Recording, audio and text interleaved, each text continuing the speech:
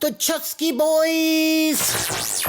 This is Chad with Hemlock. What does a Chusky Boy looks like? Chusky Boys, what's that? Chusky Boys, not to be confused with Husky Boys. The Chusky Boys. I believe y'all guys are listening to the Chusky Boys. This is William Duvall, and you are listening to the Chusky Boys. All right, we have a very special guest. We'll have Dusty do the introduction for episode 15 of the Chusky Boys. Dusty, I am amazed. I am absolutely amazed that we got to 15 episodes, man. You keep booking them. I'll keep adding them. The honeymoon phase has definitely left. I'm just gonna put it out there. The what? I mean, I still love you. The honeymoon. What do you call it? The honeymoon phase? The honeymoon phase. Yeah. It's gone. It's long gone. It's more I tolerate you. So you pay the bills in this relationship. It's more than I can see from other relationship. Mr. Chusky, Dusty, why don't you introduce your guest? You're certainly more familiar than I am with him. I have looked at some of his artwork and it is absolutely fabulous. And I got a couple things added to a cart actually, but I'll let you go ahead and take it from here. Old cheapy JR's gonna buy something? Yeah, ask for a discount when this is over. I bet. Just watch. Where's that 30% coupon? You know what? We can talk afterwards. Two for the price of two. There you go.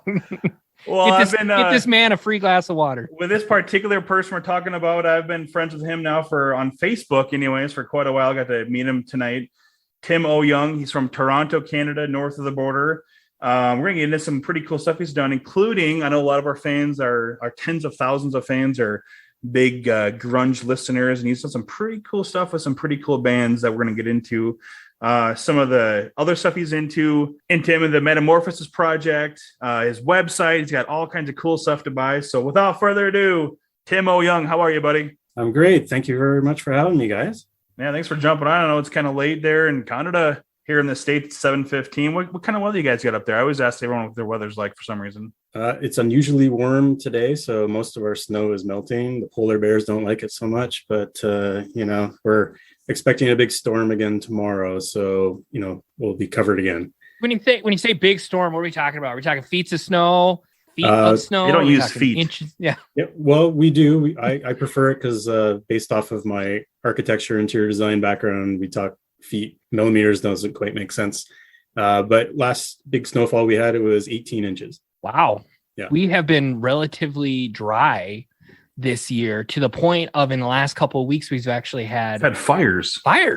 Between the wind and the lack of moisture, at least the average amount of moisture for sure. But you look outside today and we got, I don't know, half inch of snow on the ground. Yeah. And to be dealing with fires in February is pretty insane.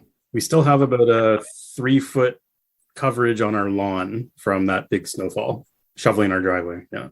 I'm kind of pissed off. I spent $1,300 on snow tires for the wife's Grand Cherokee, and we haven't even needed them yet.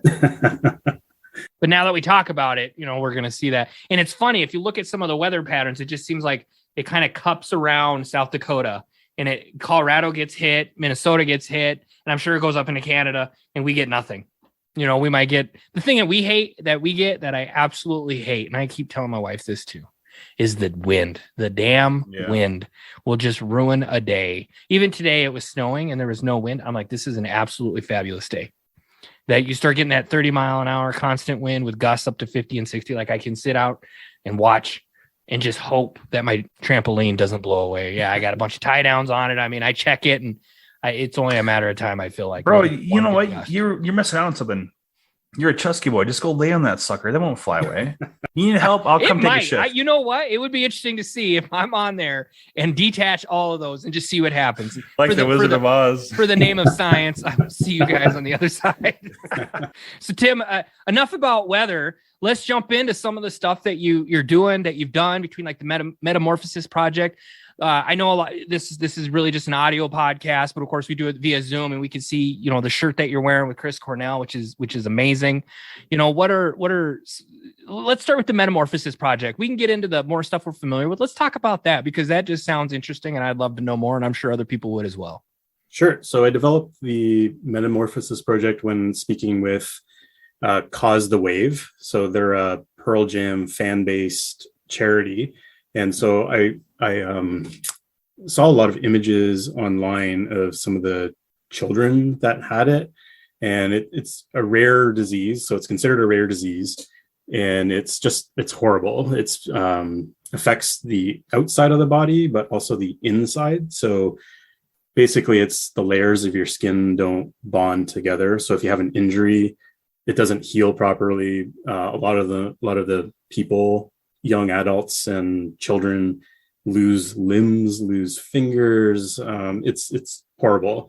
And I guess the reason that I saw it is because Eddie Vedder and his wife Jill, so you've probably heard of them. They actually co-founded one of the research foundations to help cure it. So it's called EBRP. And so I wanted to get involved just because I could use my artwork as a tool. And what I wanted to do, and what I pitched to them, was I wanted to do portraits of the children or the young adults, so they would have something to feel better about themselves. So I put out a call, and I got 10 willing participants to send me some photos, and in exchange, they'd be part of this project, and I would paint their portraits and send them back. I can't remember. I think it was 3 years ago now that I started that, and I've branched off to a few other smaller charities as well that did it. But it was something that I donated to them. It was just using my time. It turned into a really cool project. I met some pretty cool people. Unfortunately, with the disease, the lifespan isn't necessarily the same as ours. One young man, he was in his 20s. He just passed away. And it's unfortunately, it's a regular occurrence. And I had noticed through his Instagram posts from his mom that he wasn't really feeling well. He had more time in the hospital. So I ended up painting a photo of his cat, one of his cats, and I sent it to him. And 3 weeks later, he had left. So unfortunately, it's a brutal thing, but I wanted to do what I could to help raise awareness, hopefully raise money, get in, maybe do more of the project with other people, and have it promoted with all the way up to Eddie and Jill. When you look at, and I'm looking at some of these portraits, and that kind of helped me understand it a little bit more. You explaining it, Tim, and of course it is on your website, and it kind of goes into that as well. How long does it take to do some of the work for the kids and the young adults that you did? Like what if you put time on it, what does that look like? Because I mean, the work is amazing, and I like it because it's very, I don't know if eclectic is the right word. And of course, I'm not trying to be offensive at all, but it's unique style. You know what I mean? It's not your traditional, like, pencil drawing, pen drawing, whatever, so yeah, if you want to go into detail about, how long one of those would take.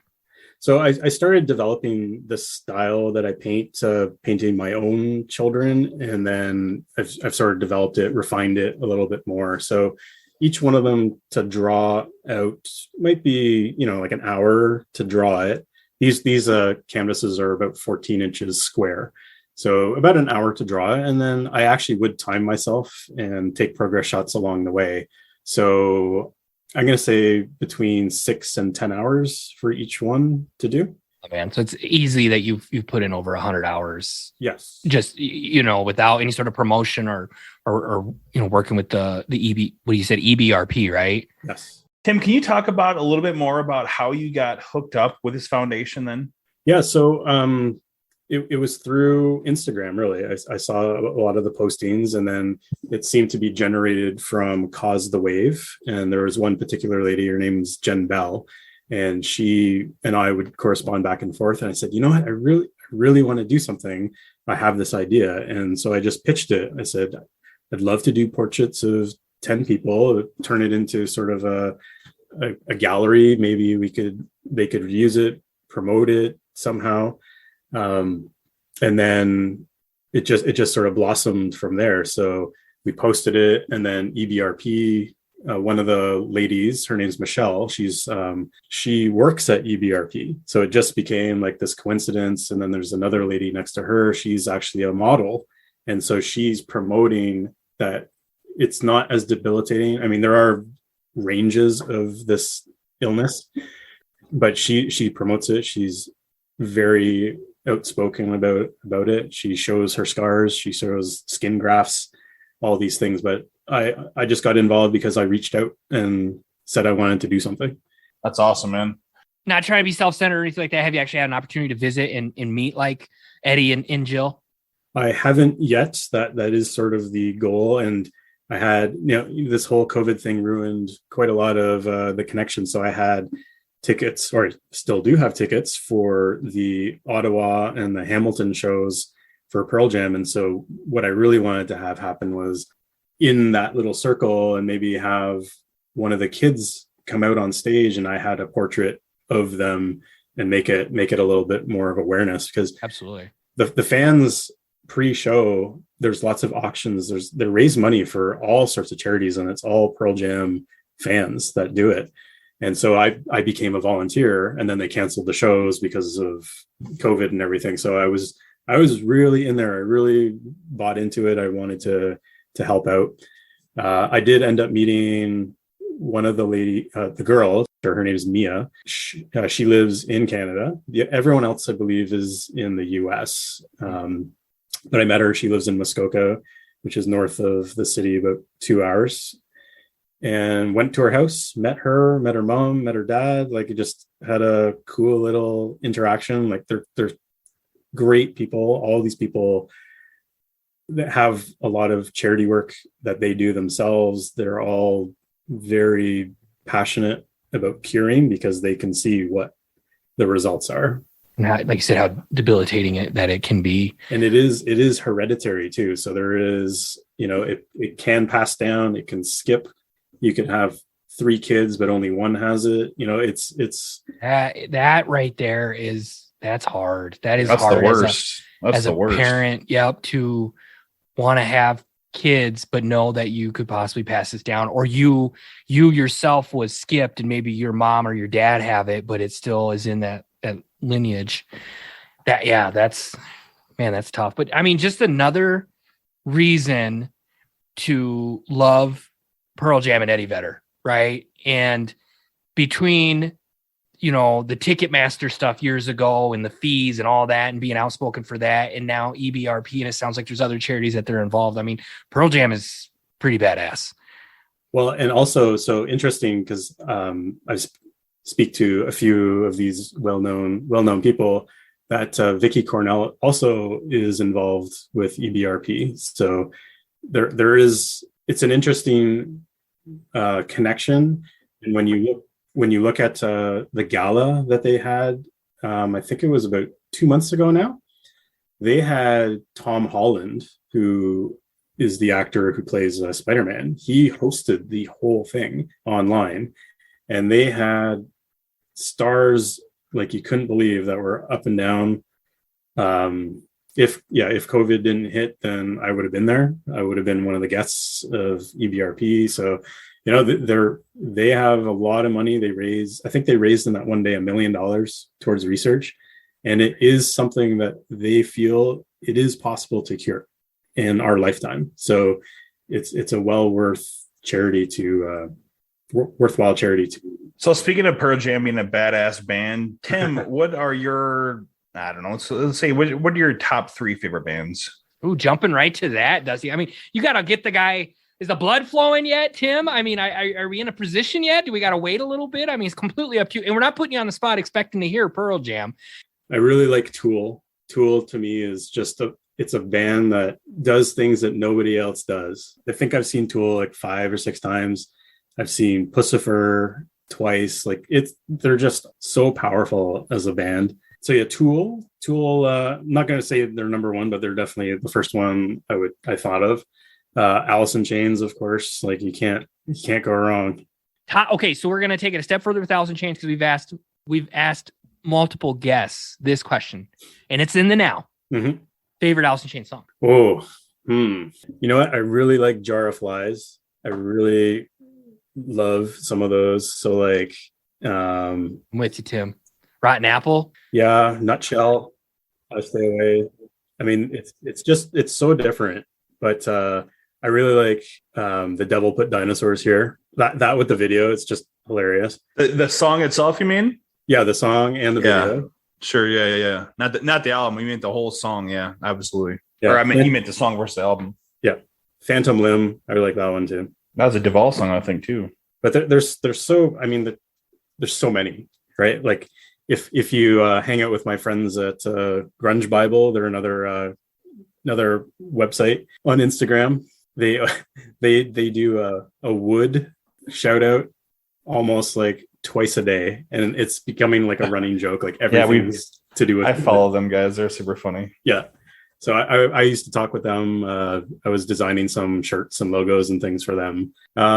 Let's see. So Radiohead has got to be up there. Tool, AIC, Radiohead. Okay, I'm seeing the theme here. I like it. Okay, but I'm gonna throw you some curveballs. So I put Stone Temple Pilots, of course. I thought Radiohead was a curveball. I'm just throwing that out there. I got a bigger one. All right. Clint Black. So yeah, Stone Temple Pilots, of course, is always there. We'll get into that connection here soon because that's pretty amazing. Yeah, and here's the curveball. Here's the left field one. It's Lyra Lynn. So Lyra Lynn did the soundtrack for True Detective second season. And we're talking HBO True Detective, right? Yeah. Yep. Okay. And so I started listening to that, and I was like, "Wow, what is this?" It's her voice and the guitar, everything. It's sort of country, but it's like she's from Nashville, and she's actually another one. So I talk with her back and forth sometimes on Instagram just about stuff. That's so cool. Isn't social media great if it's used right, in my opinion, right? The connections that it creates in business opportunities, volunteer opportunities, everything. And I think it's important that you guys know that Lyra Lynn was born a day after me. Same year and everything, kind of a big deal. Get some hot fingertips on the keyboard there. I would recommend you listen to some of that stuff. It's pretty cool. Right on.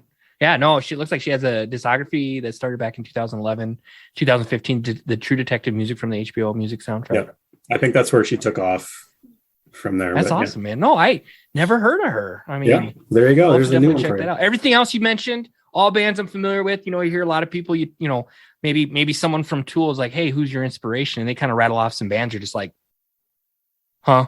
Yeah. But then, like, of course, the Black Keys is always an awesome one. I've seen them grow up, and it's amazing. They're so good. Black Keys. Was there anybody else? Any honorable mentions? You're kind of sitting at 6 now, which is, it's always tough to pare it down to 5. You almost like want to look at your CDs and be like, oh man. Well, that's too hard, man. There's so many. But yeah. So I guess people I've seen in concert that are been pretty awesome. Pantera. Oh man, what tour was that? This was back in, I'm gonna say 93, 94. And I got 5 guitar picks thrown straight at me from Dimebag. Oh man, so you're right up front, huh? I was right up front. There were people balcony diving. It was Jesus, it was crazy. That's probably intense. How old of a guy were you in your teens back then? Yeah, that was in high school, and wow. I wasn't Chusky now. I was definitely not Chusky then. We're sorry.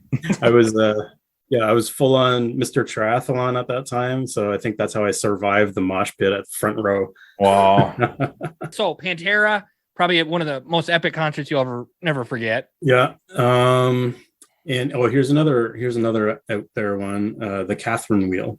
Ever heard of them? No, you got to go into some more detail. Chirp, chirp. Yeah. They're from England, and the singer, his name is Rob Dickinson. He's cousins with Bruce Dickinson from Iron Maiden. I was going to say. Yeah. Hello, name drop. All right. So can you get him on the podcast? They're kind of, I think they're classified as shoegaze. Like it's sort of not rock. It's definitely not alternative, it's alternative, but not grunge. You know, it's just have a listen. It's actually pretty good. But after he retired, he opened up a custom Porsche dealership. So he customizes cars, and his company name is called Singer, which is because he was the singer. Oh, wow, nice. So would you refer to them as? There's like different terminology for this era of music, and one of them they were classified as shoegaze. So like you just kind of stand there and you're like just drifting enjoying it. It's funny because shoegaze is the first time I've ever heard of shoegaze was tonight, and the first time people ever heard of Chusky is when my boy JR made up the Chusky Boys. So you learn something new every day by listening to this podcast. That's all I got to say. It's also entertainment and educational. We hit it all. We hit it all here. It's what we do up here in Canada, eh? Don't you know? So let's get into how I got to know you, Tim, from the Stone Temple Pilots connection. So obviously we're huge STP fans. Rest in peace, Scott Weiland. Rest in peace, Chester as well. I mean, he was there for a bit too. Yep. Obviously we're big into the Scott Weiland days.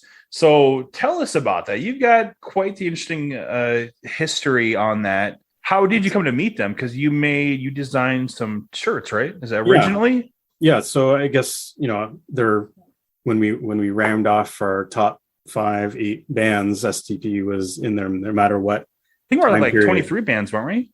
Yeah, I think I was up to 29 by the time we were done. Jared, don't cut that out. Got a time limit here, fellas. I'm just kidding. So yeah, I've been listening to them since high school when Core came out. I remember buying each CD because it was just everyone was just so great to me. Remember buying CDs. There you go, kids. That's right. Our listeners probably don't even know what the hell that even means. Now a CD is like this shiny disc that music used to be put on. You can use them as coasters too now. I think it's one that had like that stuff that came out on both ends. Or was that? That was a tape. Never mind. That was a cassette deck. Tape. Or an 8-track or an LP. They know LPs because LPs are... They're back. They're hot again. Yeah. LPs are still hot. Which I have a Stone Temple Pilots record LP. I do have the 3-Legged Dog Alice in Chains LP as well. I just got 5 Jared Cantrell Brighton albums in the mail. I said, holy shit, how drunk was I that day? People like buy stuff on Amazon. Yeah, don't drink and buy, folks. Yeah. Just don't do it. The 3-Legged Dog, that's the Tripod album. I have the purple CD, the purple case that it came in. I had one of those, or have it. Okay, so how did I meet them? How did I get into business with them, sort of? So back in 2018, so before the world turned to shit, I bought a meet and greet ticket to see them. They were coming to Toronto, and they were touring with The Cult and Bush. So there was a sort of the triple headliner each time a different band would open and the other one would close. So they just sort of revolved around. So yeah, that was September 2018. So I was so excited to see Stone Temple Pilots because I'd seen Velvet Revolver, but I couldn't remember if I'd ever actually seen Stone Temple Pilots as a group, just individual. I bought the ticket. I was really excited. I got like an awesome, I think I was like 7 rows back. I got to meet them. They could sign something, like it was everything. So being an artist, I thought, okay, well, I can't just show up wearing a generic shirt. So I decided, well, I'm going to make something. So I ended up making a shirt. So something that they could sign. So I came up with the idea, and then I brought it to the venue, and a bunch of us were just waiting for the gate to open. And so we all sort of nerded out about Stone Temple Pilot stuff, and we're hanging out, and then it became our turn to go in. So I'm wearing one shirt, I'm carrying another one, and we go up and we walk through, and we see them eating dinner off the left, and we're in this holding area. And then they come walking in, and you're like, oh man, like these are like the coolest dudes. I've grown up listening to them. It was just unreal seeing them walk in. Unfortunately, it's not Whelan, but like Jeff Gutt has still got killer voice when you really look at it. So they're coming in, and they're being friendly. They're like waving to everyone. They're like saying, "Hey, thanks everyone for coming." And I'm like, this is the coolest thing I've done in a long, long time. And so a few people go up and get their picture taken. They're getting things signed. And so it becomes my turn. And they all like are reaching out, shaking your hand, introducing themselves. And I'm like, are you kidding me? I've known who you are for 25 years.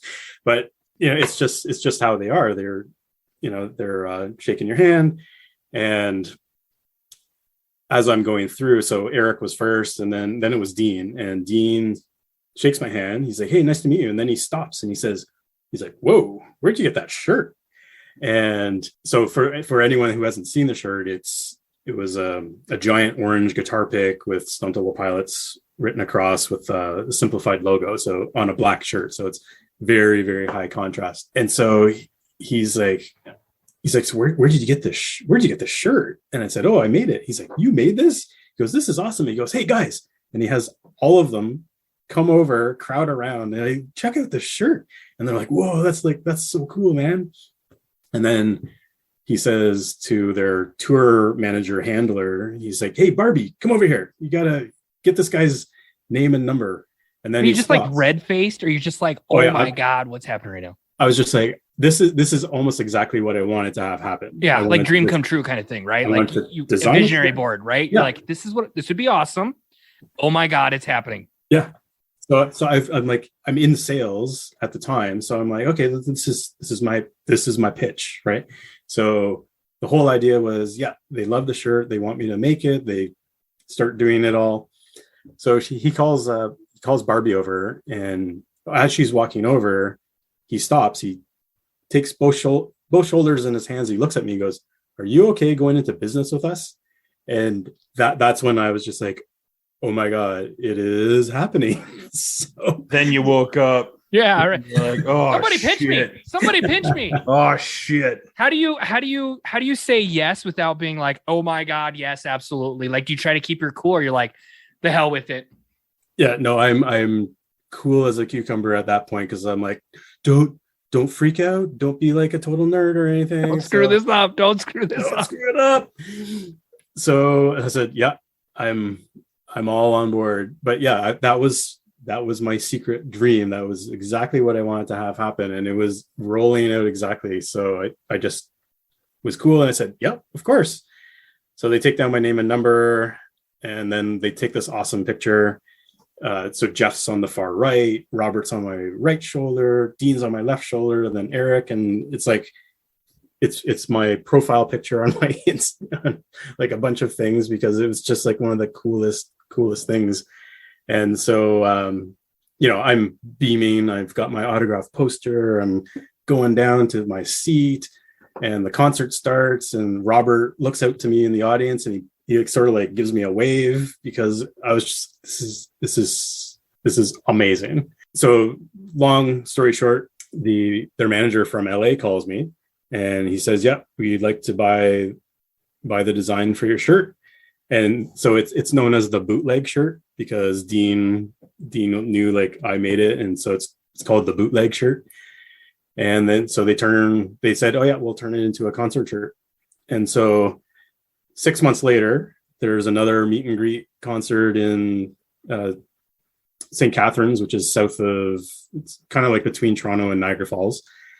And so this time I said, well, I've got good luck with the first one, so why don't I try some more? So I did a portrait painting. So on my website, you can look at, there's four paintings of them. So I made one of those for each of them. I made like a little postcard for each one of them. I made a shirt for each one of them. And then I had the painting that's on the wall behind me. So it's the cereal box shirt.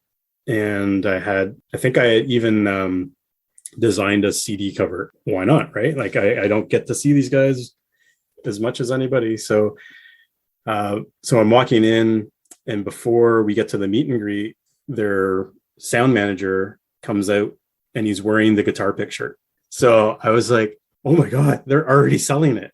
And so I get a picture with him, and we go and meet the band, and they tell me to go last, because I have a lot of stuff that I want to show them. And they remembered me from the last time that we had talked. So they said, you go last, you'll get the most time with them. So they ended up delaying the concert, because I was talking with the band about. Gotta talk shop. So I'm showing them, I've got like the hugs. They're like, hey, Tim, how's it going? Like, they even remembered who I was. They might have radioed ahead saying, hey, the guy from Toronto's here. But anyway, it felt cool at the time. You are still the guy that they radiohead the information. You know what I mean? Like, you got to be like, you made it, man. You made it. And so I'm wearing the cereal box shirt. I have like all the other shirts. I give each one of them takes it. Dean goes and puts it in his tour bus. They all have one. So during the show, I'm looking around and people are all wearing the guitar pick shirt. So there's hundreds of people. I'm like, if you've never designed anything for somebody or designed a place or anything that people enjoy, it's the coolest thing when you see people buying the thing that you made.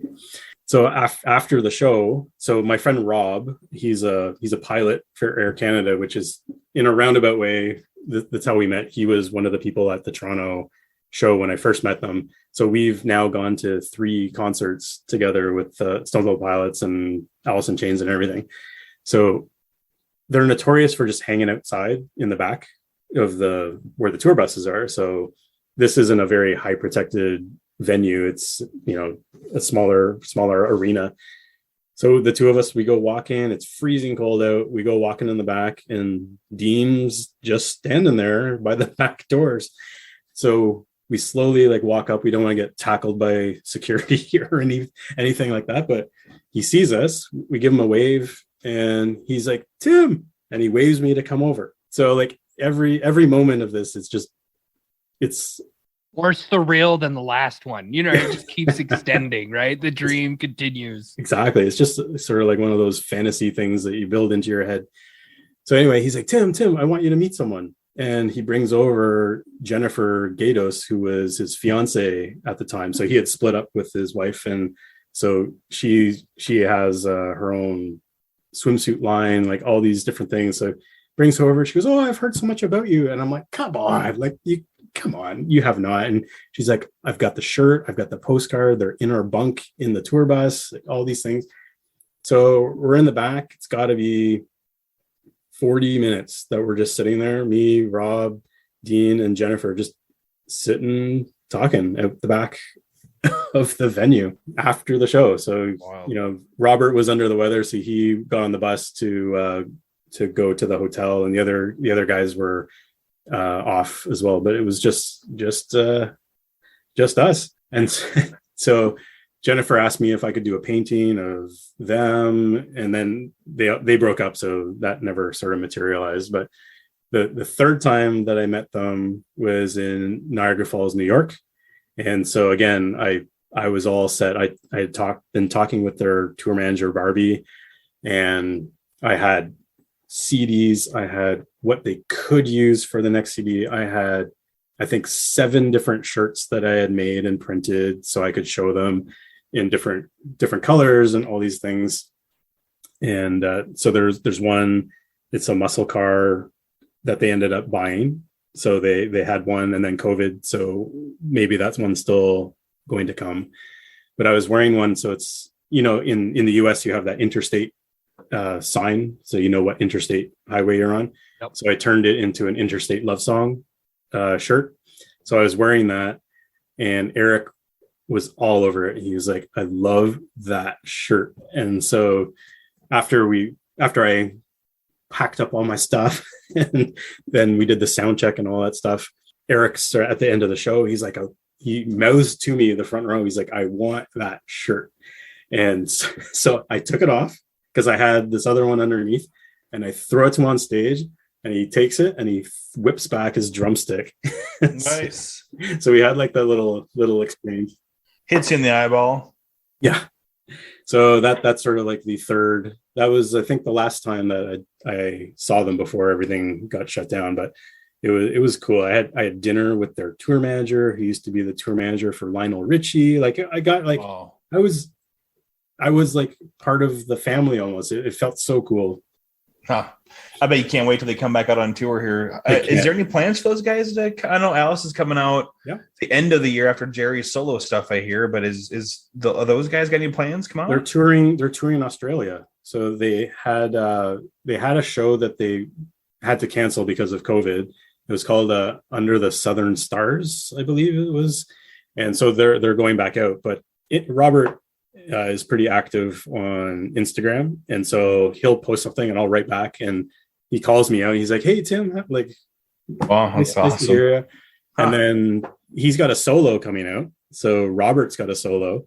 Dean has one called Trip the Witch that he's teamed up with someone from the band Yes. So he's got that, but he's actually fairly active as the person on Instagram. So he's the one that actually is posting The STP Instagram. It's Yeah. Dean. That's just gotcha. Yeah. And then, so Trip the Witch, if you haven't heard of that one, that's it's a little bit psychedelic-y, but it's him. But Robert posted some stuff with some different kinds of guitars and almost like a harpsichord type thing. So that I can't wait for that to come out. Sorry, I'm pulling up all these things you're talking about. I'm making sure I have the tabs open so I can look at them later, man. Just because a lot of the stuff I haven't heard of, and of course the Delio brothers, of course, know them, but some of these side projects that they're doing. I'm a fountain of useless knowledge. Hey, no, whoa. That knowledge is useful to us, okay? But it's just so insane how, the same thing happened with Carmen, this, the sketchy goat, with kind of how, I shouldn't say the same, but similar of, reaching out and just trying to get it in front of them. And they're like, we love that. We want that, With Jerry Cantrell. Yeah, your interaction with them kind of extended even further of kind of being in that circle, and man, that's awesome. And I absolutely hope that they get back on tour and that you're able to do, visit with them again and stuff like that. And of course, be back on the podcast and talk all about it as well, because we definitely have a lot of similar interests in music for the most part. And I have some homework to do, and I will certainly do that. I've got a whole sketchbook of all sorts of different bands of things that I haven't had time to do. So, I think Dusty and we met over the portrait of Jerry Cantrell. So that's going to be mine someday. Yeah. So I've got a 30-inch by 40-inch painting that's got Dusty's reserved sign on. You've got to win a couple bets. We do a little sports betting. You probably heard Tim, and he struggles a little bit. By the way, you owe me $20, Dustin. As soon as we, forget about that's old stuff. As soon as we start selling this Chusky Boys merch, I'm going to be rolling in the cash. And Tim, I'm going to buy that from you. Although you and I might get together and maybe we'll sell those as some copies of the original. So we'll talk about that later. If that happens, we'll definitely broadcast it on the podcast. We'll do some prints because I've got so many different ideas and mediums that we can do it on. You've got all the STP guys. You've got multiple Chris Cornell. You've got a ridiculous Jerry Cantrell that I'm in love with, a 30-inch by 40-inch. How can our listeners? I tell you what, we'll obviously we'll link up a link to your website, timoyeung.com. How can our folks find you and keep up with you? Well, I'm on Instagram, so it's just under my name, Tim Au-Yeung. So TimAuyeung. So if you look that up, you can find that. It's the same, timoyeung.com. You can see some of my paintings.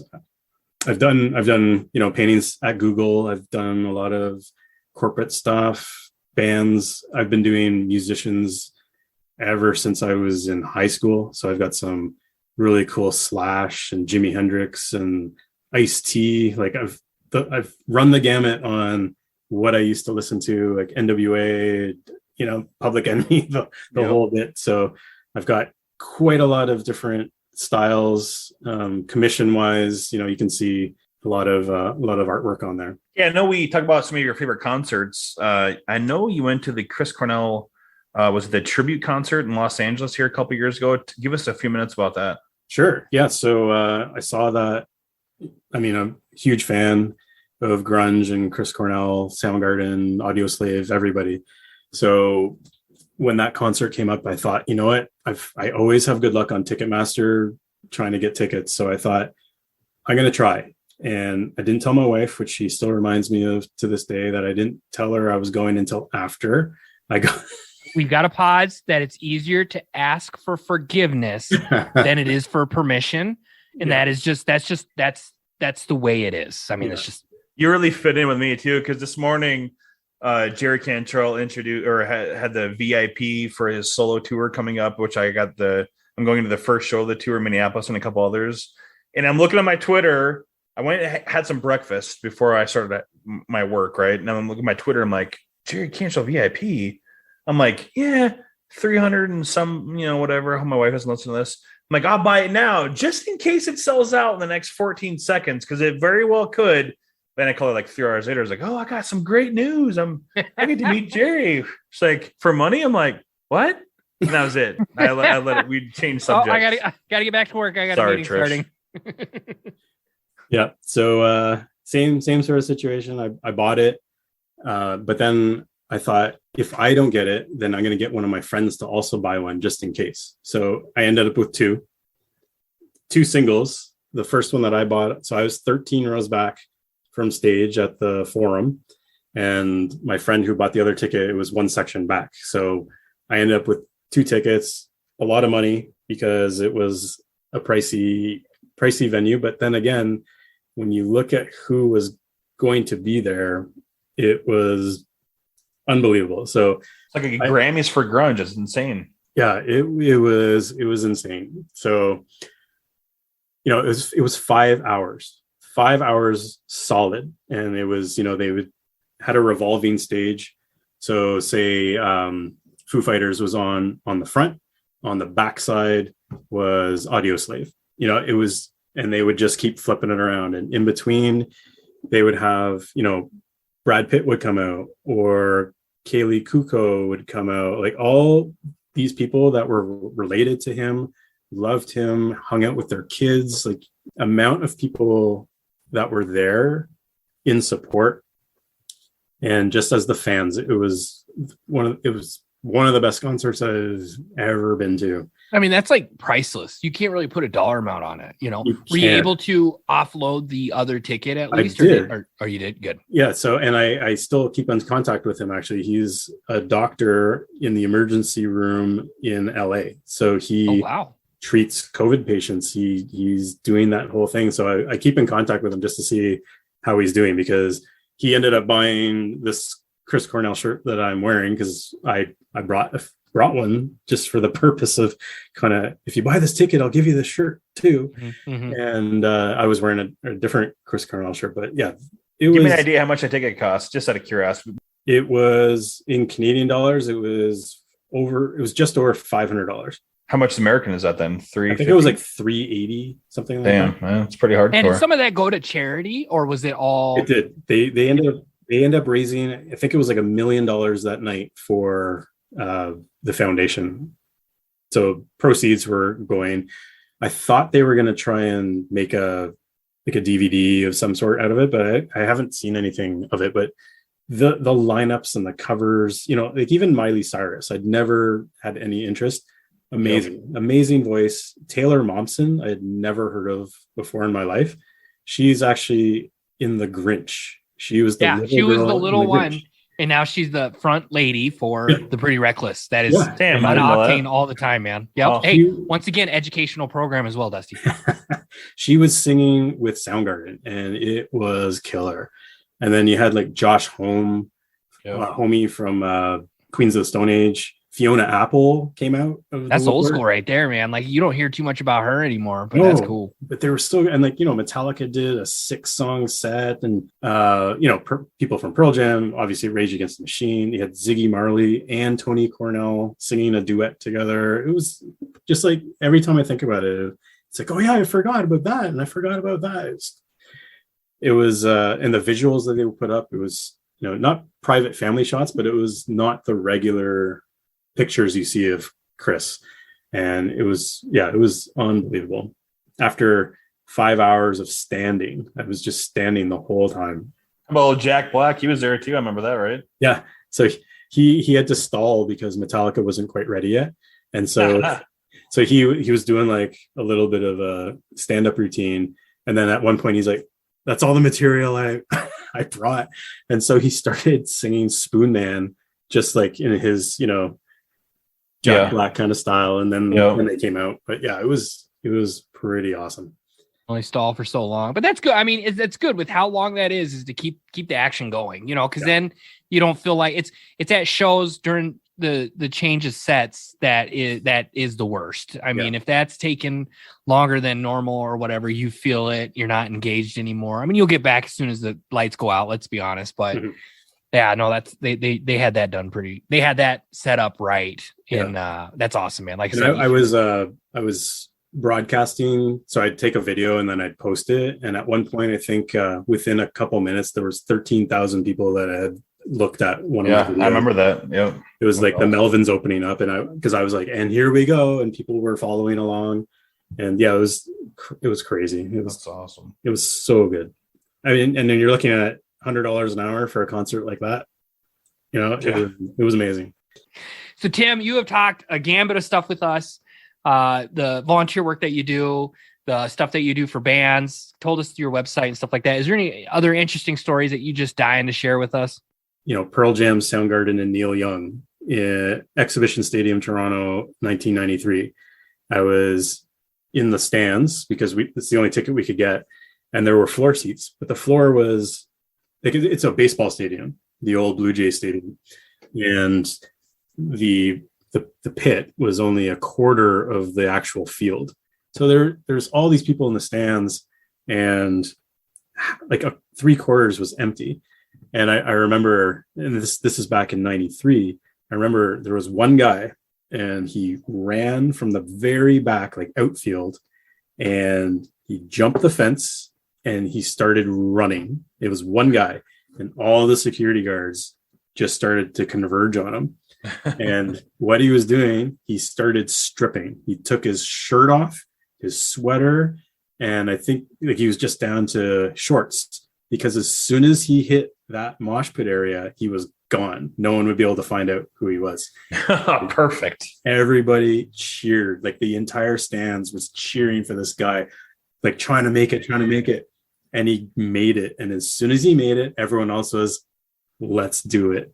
Oh man. You had a couple thousand people that you damn started. Canadians. Yeah. And we were rushing like it was like Molson Canadian was on sale, eh? So of course I'm like, I gotta do it.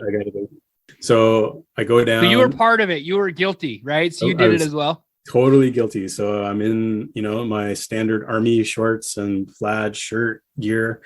I run down, and my girlfriend from high school and my other friend who we went with, they stayed. They were like, we're not going.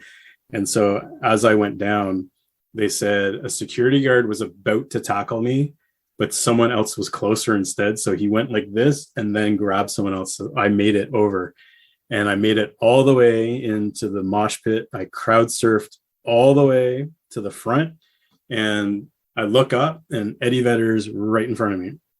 And I was just like, this is amazing. And then a security guard grabs me out of midair, puts me on the ground, and he's like, go. And so I look up and Eddie's there. I'm like, this is amazing. And then I run to the outside and I get back in the mosh pit and do my thing, and then join everyone back up at the top. Yeah, I have a lot of good Pearl Jam stories because I've seen them so many times.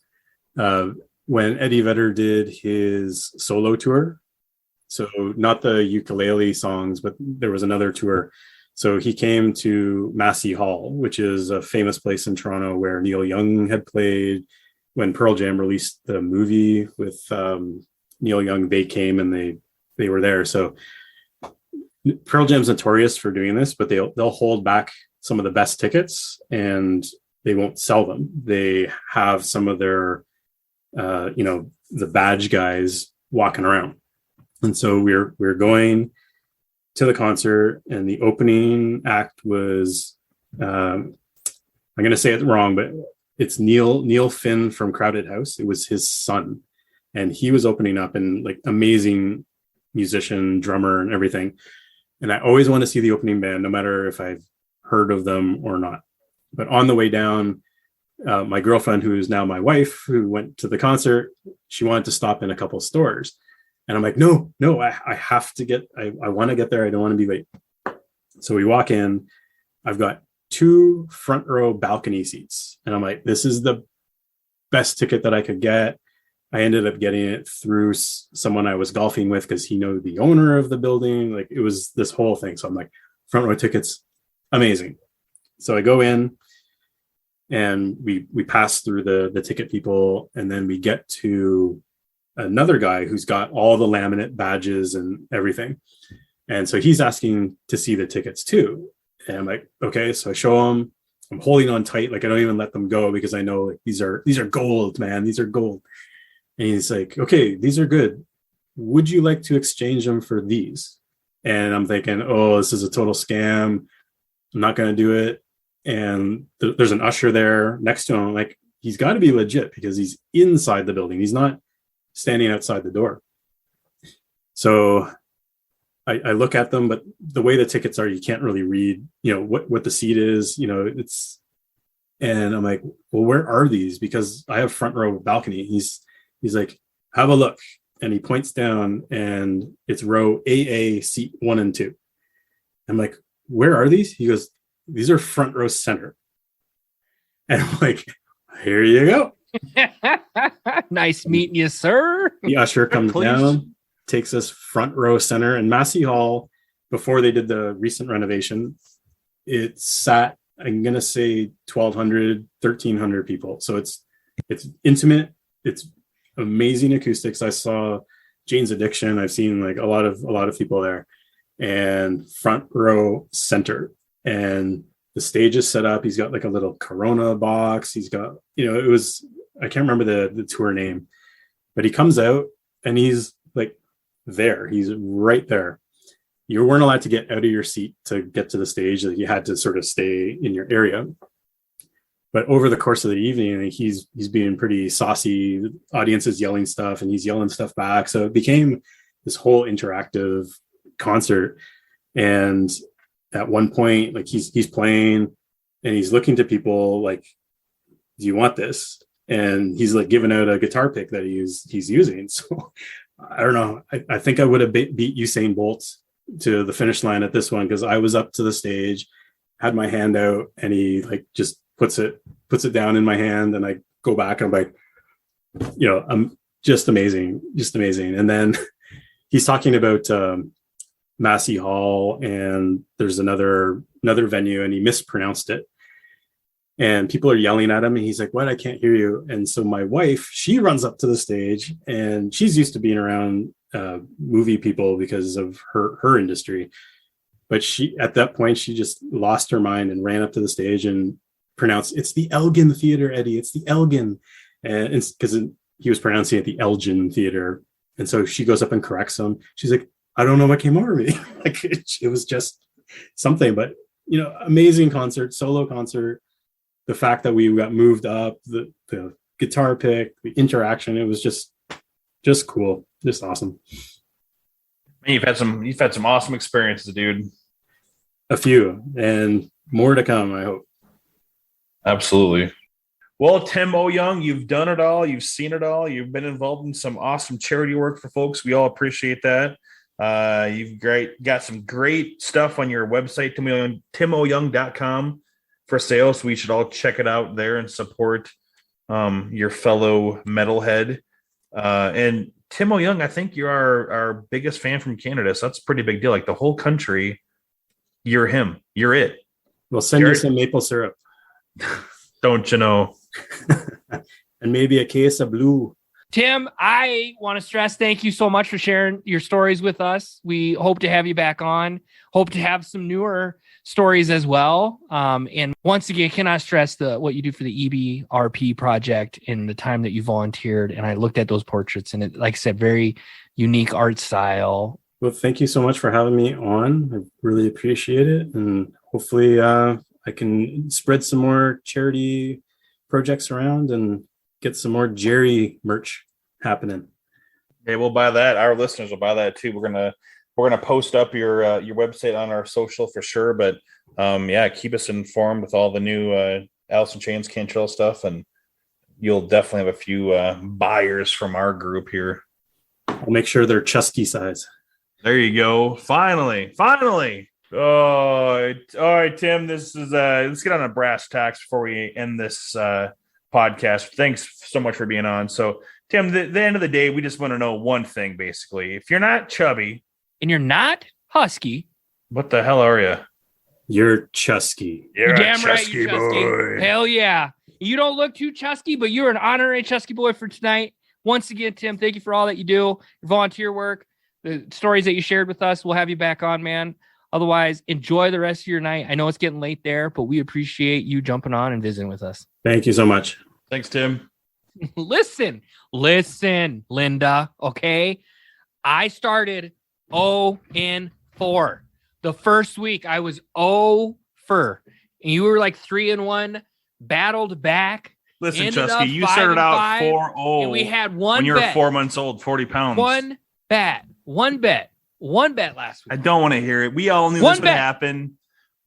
The Plus conspiracy theorists are going to run wild. We set it up because plus 4, or it was 4.5 at the time, the line, Bengals. And I went with them. Did I give you them though? Should we recap? Should we go back and listen?